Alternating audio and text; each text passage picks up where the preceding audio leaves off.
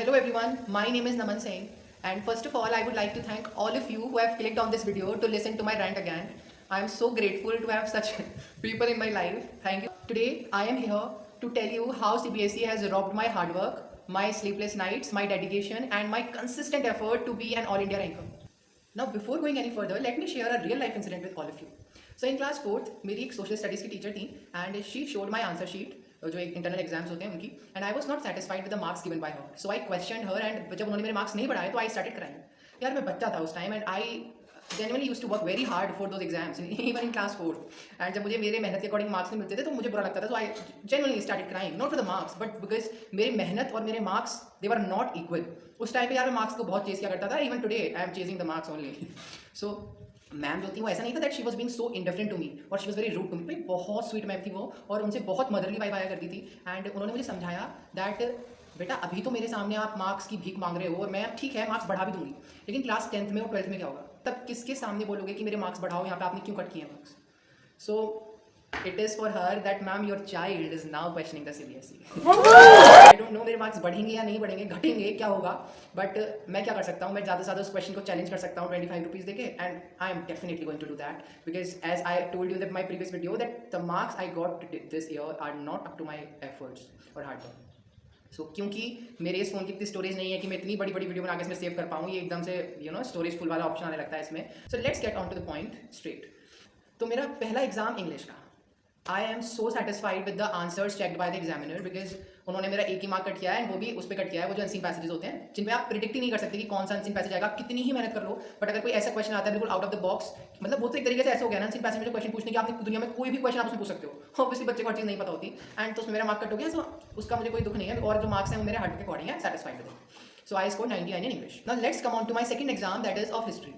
तो हिस्ट्री में मेरे 98 मार्क्स आए हैं और जिसमें से दोनों मार्क मेरे MCQ पे कट हुए हैं. एक MCQ तो मेरा जेन्युइनली गलत था एंड मुझे उसकी कोई टेंशन भी नहीं है, बट जो मेरा दूसरा मार्क है, लाइक द क्वेश्चन वाज, जैसे आप देख सकते हो, which of the following pairs is correctly matched.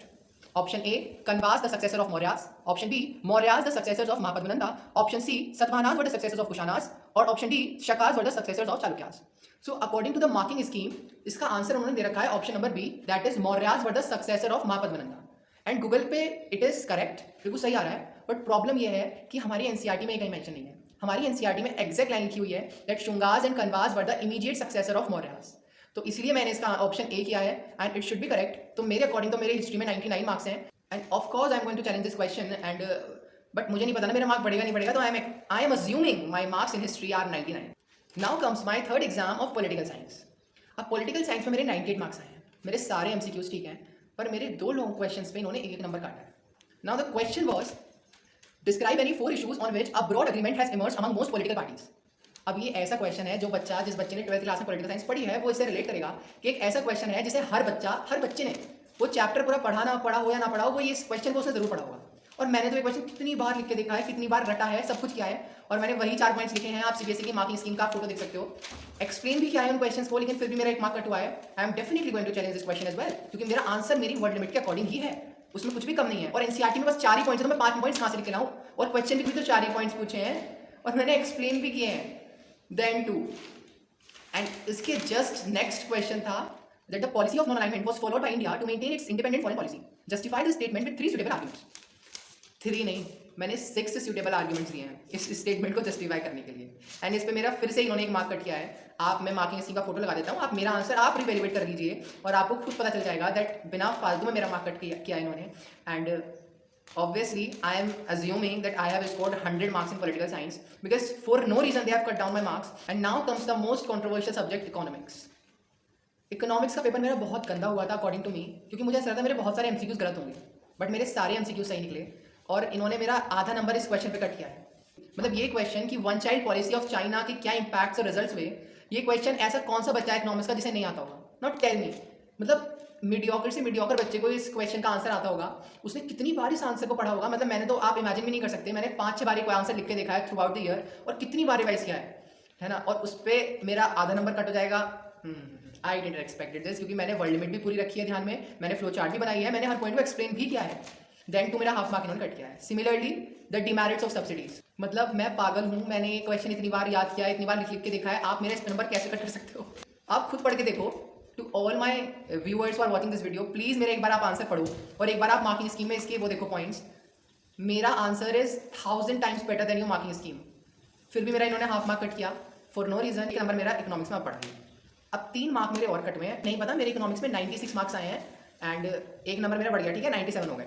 Now 3 number मेरे इस क्वेश्चन पे कट हुए हैं, ये वाले जो, ये पिक्चर इमेज का क्वेश्चन है. इस क्वेश्चन ने मेरा बहुत दिमाग खाया एग्जाम हॉल में और मैंने बहुत दिमाग लगाया एंड मैंने इसका आंसर किया डिफ्लेशन. मुझे पता है 99% बच्चों ने इसका आंसर इन्फ्लेशन किया है, but according to me this question has 2 interpretations. The very first interpretation, अगर हम एरोज को देखते हैं तो एरोज के लिए वैसे हमें कहीं नहीं दे रखा कि ये दिखा रहे हैं कि ये चीज़ राइज हो रही है, ये चीज़ फॉल हो रही है. एरोज का सिंपली मतलब है ये चीज़ ऊपर है और ये चीज़ नीचे है, ठीक है. और अकॉर्डिंग टू द डायग्राम तराजू दे रखा है और तराजू में जो चीज़ नीचे होती है वो हैवी होती है, वो चीज़ की वैल्यू ज़्यादा होती है ना, और जो चीज़ ऊपर होती है वो लाइट होती है. सो इस तराजू में मुझे दिख रहा है कि जो वैल्यू ऑफ मनी है वो नीचे है और जो जर्नल प्राइस लेवल है वो ऊपर है. सो ये जो वैल्यू ऑफ मनी अगर नीचे है that means it is heavier, that means इसकी जो वैल्यू है वो बहुत ज़्यादा है. और अगर वैल्यू ऑफ मनी ज़्यादा होती है तो लोग कम स्पेंड करते हैं और जब लोग कम स्पेंड करते हैं तो मार्केट में डिमांड भी कम होती है and it is a problem of deficient demand, जिसमें हमारा जर्नल प्राइस लेवल कम होता है. और जर्नल प्राइस लेवल ऑब्वियसली कम है, आप इसमें देख सकते हो फोटो में कि वो ऊपर है, दैट मीन्स वो हल्का है तो वो कम है. So it is a situation of deflation. और सीबीएसई की मार्किंग स्कीम अगर आप देखो इस फोटो में, इसके नीचे एक लाइन लिखी हुई है, ऑब्वियसली उन्होंने आंसर इन्फ्लेशन दिया है, नो डाउट्स इन दैट, पर इसके नीचे एक लाइन लिखी हुई है, एनी अदर इंटरप्रिटेशन और explanation will be awarded marks. Because they also new कि भाई कोई और इंटरप्रिटेशन भी बच्चा कर सकता है और हो सकती है इसकी इंटरप्रिटेशन. इसकी 2 इंटरप्रिटेशन हो सकती है, या तो इन्फ्लेशन होगा या डिफ्लेशन होगा, और तीसरा तो कोई चांस है नहीं. इन्फ्लेशन उन्होंने दे दिया, so what is the need to write that line नीचे सबसे? Obviously because they want to tell you कि भाई किसी ने अगर डिफ्लेशन लिखा है और उसके अकॉर्डिंगली एक्सप्लेन कराया, then you need to award him marks. But ठीक है, आपने मेरी इंटरप्रिटेशन को सही नहीं माना, no doubts, no worries in that at all. But ये क्वेश्चन 4 मार्क का था एंड उसमें लिखा हुआ है to be evaluated as a whole. तो आपको इसे पूरे को इवेल्युएट करना है. ऐसा भी नहीं है कि किसी ने अगर डिफ्लेशन लिखा है तो उसको आपको 1 नंबर देना है, फिर उसके बाद आपने पॉइंट लिखा है तो ये. I needed to be at least given 2 marks on this answer. It is so valid, but देने तो मुझे पूरे मार्क्स चाहिए ना इस पर. It is my interpretation, it is absolutely correct. जितना मैंने पढ़ा है, जितने मेरे कंसेप्ट हैं उनके according I am absolutely correct. So I am getting 100 out of 100 in economics. I am going to challenge each of these questions which I have mentioned here. Now it's all up to the God and CBSE कि मेरे marks increase होंगे या नहीं होंगे. And this is what my parents told me. जब मैंने उन्हें बताया कि मेरे मार्क्स के साथ ऐसा ऐसा हुआ है तो उन्होंने मुझे यही बोला कि हमें पता है हमारे बच्चे ने कितनी मेहनत की है एंड हमें CBSE की वैलिडेशन की नीड नहीं है ये बताने के लिए कि हाँ मेरे बच्चे ने इतनी मेहनत की है. सो मेरे पेरेंट्स ने तो मुझे मना किया कि बेटा मत करो इवैल्यूएशन रिवैल्यूएशन वगैरह. But this is me, literally me, जो कभी भी जब तक किसी चीज़ का निचोड़ नहीं निकल जाता, किसी चीज़ का कॉन्क्लूजन नहीं आ जाता, I can not sit satisfied. I want everything कि हाँ उसका एक एंड हो जाए चीज़ का. बट इसका जब तक एंड नहीं होगा चुप तो नहीं बैठने वाला हूँ.